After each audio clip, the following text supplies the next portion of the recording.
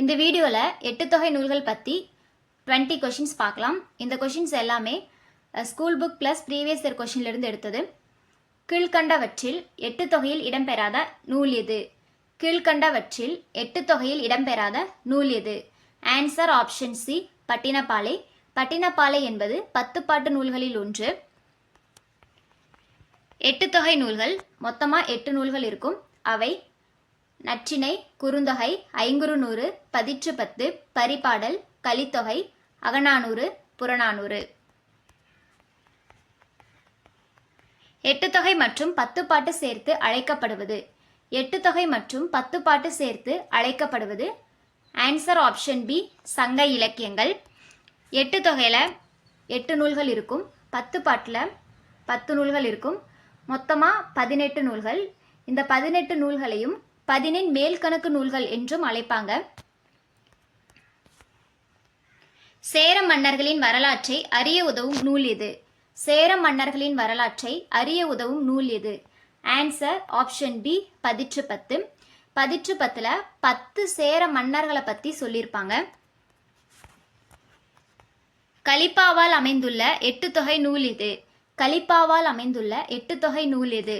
Answer option C, Kalithogai. 8 தொகை நூல்களில் கலிப்பாவால் அமைந்த நூல் கலித்தொகை. ஆசிரியப்பாவால் அமைந்த நூல்கள் மொத்தமாக 6 நூல்கள் இருக்கு. அவை நற்றிணை, குறுந்தொகை, ஐங்குறுநூறு, அகநானூறு, புறநானூறு, பதிற்று பத்து. பரிபாடல் என்ற பாவகையால் அமைந்த நூல் பரிபாடல். 8 தொகையில் 400 பாடல்களை கொண்ட நூல் எது? 8 தொகையில் 400 பாடல்களை கொண்ட நூல் எது? ஆன்சர் ஆப்ஷன் டி, அனைத்தும் சரி. அகநானூறு, புறநானூறு, நற்றிணை இந்த 3 நூல்களுமே 400 பாடல்களை கொண்டது. 8 தொகை நூல்களுள் முதலில் தொகுக்கப்பட்ட நூல் எது? 8 தொகை நூல்களுள் முதலில் தொகுக்கப்பட்ட நூல் எது?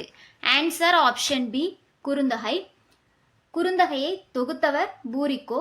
தொகுப்பித்தவர் யாருன்னு தெரியல. ஓங்கு என்னும் அடைமொழி கொண்ட சங்க நூல் எது? ஓங்கு என்னும் அடைமொழி கொண்ட சங்க நூல் எது? Answer option C, Paripadal. மற்ற ஆப்ஷன்ஸ் எல்லாம் பாருங்க. நற்றிணை இந்த நூலுடைய அடைமொழி பெயர்கள் நல், நல்திணை. பதிற்று பத்த ஒத்த பதிற்று பத்துன்னு சொல்லுவாங்க. புறநானூறுக்கு நிறைய அடைமொழி பெயர்கள் இருக்கு. புறப்பாட்டு, புறம், தமிழரின் வரலாற்று களஞ்சியம், தமிழரின் வாழ்வியல் கருவூலம். முந்தை இருந்து நட்டோர் கொடுப்பின் நஞ்சு முன்பர் நனி நாகரிகர் என்ற வரி இடம்பெற்றுள்ள நூல் எது?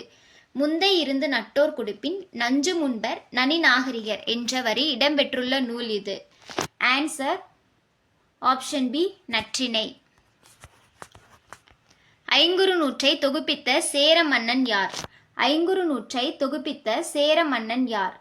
ஆன்சர் ஆப்ஷன் சி, யானை கச்சே மாந்தரஞ்சேரல் இரும்புரை. ஐங்குறுநூற்றை தொகுத்தவர் புலத்துறை முற்றிய கூடலூர் கிழார். ஐங்குறுநூற்றில் ஒவ்வொரு திணைக்கும் எத்தனை பாடல்கள் உள்ளன? ஐங்குறுநூற்றில் ஒவ்வொரு திணைக்கும் எத்தனை பாடல்கள் உள்ளன? Answer option C, 100. ஐங்குறுநூற்றில் இருக்கக்கூடிய மொத்த பாடல்கள்னு கேட்டால் 500. ஐங்குறுநூறில் மொத்தமாக 5 திணைகள் இருக்கு. ஒவ்வொரு திணைக்கும் 100 பாடல்கள் இருக்கும். 5 திணைக்கும் சேர்த்து 500 பாடல்களை கொண்டது ஐங்குறுநூறு. ஸ்லோவாக இருக்கிற மாதிரி இருந்துச்சுன்னா நீங்கள் ஸ்பீடாக வச்சு பார்த்துக்கோங்க. நெடுந்தொகை என அழைக்கப்படும் சங்க நூல் எது? நெடுந்தொகை என அழைக்கப்படும் சங்க நூல் எது? ஆன்சர் ஆப்ஷன் பி, அகநானூறு. தமிழில் நமக்கு கிடைத்துள்ள நூல்களுள் மிக பழமையான நூல் எது? தமிழில் நமக்கு கிடைத்துள்ள நூல்களுள் மிக பழமையான நூல் எது? Answer option C, Tolkappiyam. இது நமக்கு எல்லாத்துக்குமே தெரிஞ்சதுதான். தொல்காப்பியத்துடைய ஆசிரியர் தொல்காப்பியர். தொல்காப்பியம் என்பது இலக்கண நூல்.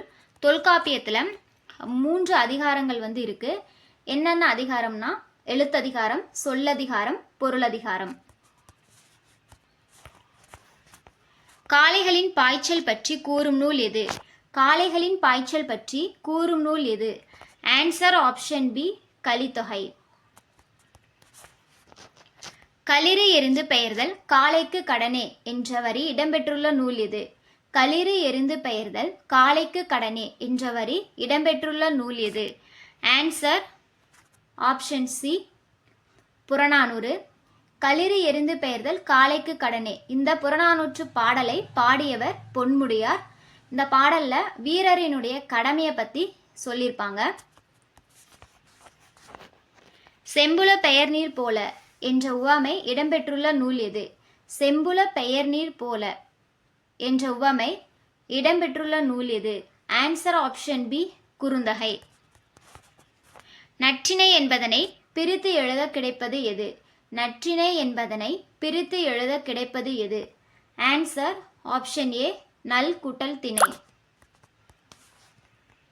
அதியமானுக்காக தொண்டைமான் இளந்திரையனிடம் தூது சென்றவர் யார்? அதியமானுக்காக தொண்டைமான் இளந்திரையனிடம் தூது சென்றவர் யார்? Answer option C Avvaiyar.